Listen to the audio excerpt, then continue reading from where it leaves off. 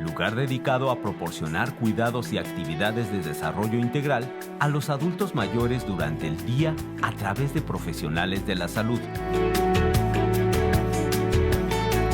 De modo que por las tardes y los fines de semana, estos puedan regresar a casa para disfrutar de su espacio, actividades personales, sociales y familiares. El objetivo es mejorar la calidad de vida de las personas mayores a través de acciones que promuevan su salud integral y al mismo tiempo fomentar lo más posible su independencia.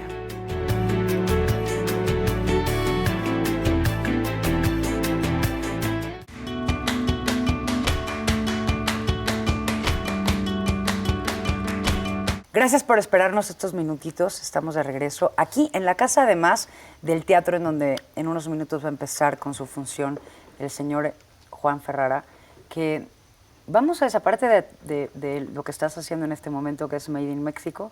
Es México, me cuesta tanto trabajo revolver las dos, porque es Made in México. ¿Sabes? Mira, esta obra lo que me gusta, no me gusta tanto mi personaje, aunque es un personaje importante, pero la obra es la que es importante. Yo cuando leí esta obra, me la dio el productor Sergio Gabriel, estaba yo haciendo Filomena Marturano, con un gran éxito, iba muy bien, me enseñó esta obra, la leí, son 46 páginas nada más. Cuando vi en la página 40, yo digo, bueno, pero ¿para qué me esta obra si no tiene mayor importancia? No, ni la obra en sí, ¿no? Ni política, ni social, ni dramática, o sea, una cosa como muy poquita cosa. Hasta que viene un monólogo de uno de los personajes de la obra, que es la Yoli, que es la mujer que vive en México, que ama a México, y empieza a decir, son un monólogo de 2 páginas y media, y cuando terminó la página 43 estaba yo llorando de la emoción que me dio el encontrar, el amar a tu tierra, amar a tus cosas, amar a tu gente, a tu forma de hablar, o sea, que es algo muy entrañable, ¿no? O sea, lo verdadero entrañable que tiene uno, que lo adquieres desde que naces hasta los 12 o 14 años, que te representa, que te es, ¿no? Tu circunstancia, ¿no? Como dice Ortega Gasset. Esa circunstancia, por buscar el filete, por encontrar, por la ambición, por ir perdiéndote, por 1000 razones que esta sociedad odiosa te va haciendo perder, ¿no? Llega un momento en que te pierdes. Entonces, le das mucho más importancia a tener un coche último modelo, ¿no? Que a ser feliz. Que a recuperar tus propias raíces y es cosas tan Pero sabrosas, esa es una ¿no? educación, ¿no? Finalmente, o sea, eso es culturalmente y de manera social.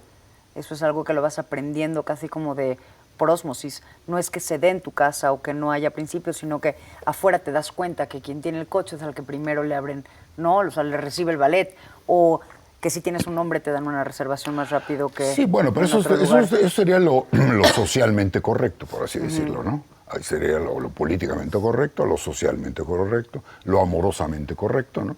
Y eso, volviendo un poco a lo de los poetas, una de sus misiones es romper con todos los moldes, con todos los cartabones, ¿no? Con todos los paradigmas, y entonces darte un punto de vista distinto, ¿no? Y en este caso, yo, por ejemplo, pienso que tengo desarrollado una teoría, o más bien una hipótesis, que hay 2 sistemas dentro del cuerpo humano. Uno que es el pensamiento y otro que es el sensamiento. O sea, yo le llamo sensamiento, es una palabra que yo inventé, ¿no? Por ejemplo, uno de los problemas del amor consiste en creer que el momento de estar amando o estar teniendo una actividad amorosa muy abundante, muy bien, muy próspera, es como si fuese el verdadero sentido de la existencia. Y eso nada más es el principio de la existencia. O sea, el hombre y la mujer, en el momento que empiezan a tener una actividad sexual y amorosa conjunta, ese es el principio de lo que debería ser. Es el paso 1. Y hay muchos pasos para dar. Son 6 dar. o 7 pasos, ¿no? Hay séptimo, el 4º o 5º paso, y ya estás en el éxtasis total, ¿no? La conciencia se aumenta. Puede decirse que empiezan como a encontrarse la parte científica y la parte mágica, ¿no? La parte mágica de todo el tantra, de todas las religiones que hablan sobre estados de conciencia y todo eso. Ahora la física cuántica está hablando de que si hay efectivamente hay 11 niveles, ¿no? Entonces, si un físico cuántico dice, es que hay 11 niveles de existencia, y entonces todo el mundo le cree, sí, qué maravilloso, ¿no? Pero si lo dice cualquier mágico, no, se burlan de él. Sí, ¿no? porque no hay un sustento. Entonces creo que entre la física cuántica, que es la que finalmente va a demostrar la existencia de Dios. Sabes que dentro de la depresión existe algo elegante, ¿no? En el fondo la depresión es elegante, ¿no? Y cuando tu alma es elegante, te vas más con la depresión que con el desaforo, ¿no? Ajá, con irse ahí al reventón, ahí a la bestia, ¿no? Ajá. A perder la dignidad y a perder el dinero, a perder la salud, ¿no? Ajá. Entonces es mejor refugiarte en la elegancia de la depresión, ¿no? El ahora, el futuro, los planes, esta conciencia, la búsqueda, lo divino. ¿Cómo se conjunta todo esto? Yo creo que es una fusión de todas esas cosas, ¿no? O sea, la belleza te va llevando, o sea, la belleza te levanta. Por eso digo que las mujeres que se quejan de que les dicen piropos en la calle, deberían de pensarlo 2 veces, porque una mujer hermosa caminando por la calle le va levantando el ánimo a los albañiles y a los choferes y a la gente que está a lo mejor sufriendo, ¿no? Entonces ves a una mujer hermosa y le dices algo ahí, entonces esa mujer tiene la responsabilidad de levantarle el ánimo a tanta cantidad de gente a su alrededor, ¿no? Claro, y sin embargo se siente ofendida. Se siente ofendida porque está viendo todo desde su punto de vista. No se está dando cuenta de la responsabilidad que tiene ante hacia la sociedad. hacia el otro, exacto, ¿no? Ajá. Entonces digo, por ejemplo, eso cuando a la mujer le pasa. Pero a mí me encanta la cantidad de cosas bellas que hay en el mundo y las paradojas que existen en el mundo. O sea, todas estas cosas extrañas que le vas viendo, de repente, por lo que decías hace un momento, ¿no? Es muy interesante empezar a reflexionar acerca de las cosas, ¿no? Esto, ¿por qué es así? ¿Por qué hay esta sincronía tan fuerte en el universo, ¿no? Es la casualidad, no es la causalidad. Pero en fin, estamos como en ese primer punto, y yo me divierto mucho encontrándole un poquito de sentido. La cuadratura del círculo, ¿no? De repente vas cuadrando ciertos círculos y le vas encontrando cosas interesantes, ¿no? Te gusta mucho como observarlo siendo parte de, que es una cuestión de todos, pero no todo mundo siendo partícipe se toma el tiempo de sentarse como espectador a ver qué es lo que hay enfrente del espejo. Sí. No hay veces que se pasa la vida nada más viviéndola y ya. Mira, yo pienso que muchas veces te levantas, desayunas, ves, pero si tuvieras que fabricar o hacer crecer a tus frijoles, ¿no?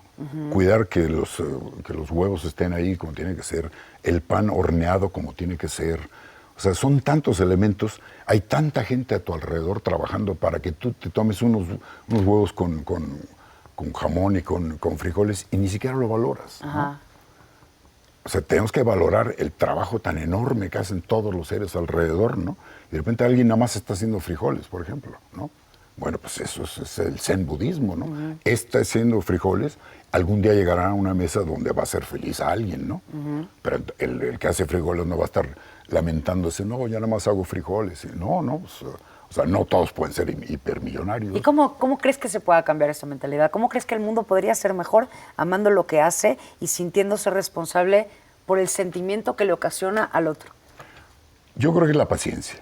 Mira, la vida es muy sabia. La vida tiene una sabiduría brutal y esa sabiduría te va dando poco a poquito los cambios, ¿no? A veces en 100 años son rapidísimos, a veces en una década, pero yo creo que la vida te va dando poco a poco. Dentro de 200 años a lo mejor estamos mucho más avanzados, quizás estuvimos avanzados hace 2000 años y ahora estamos más atrasados.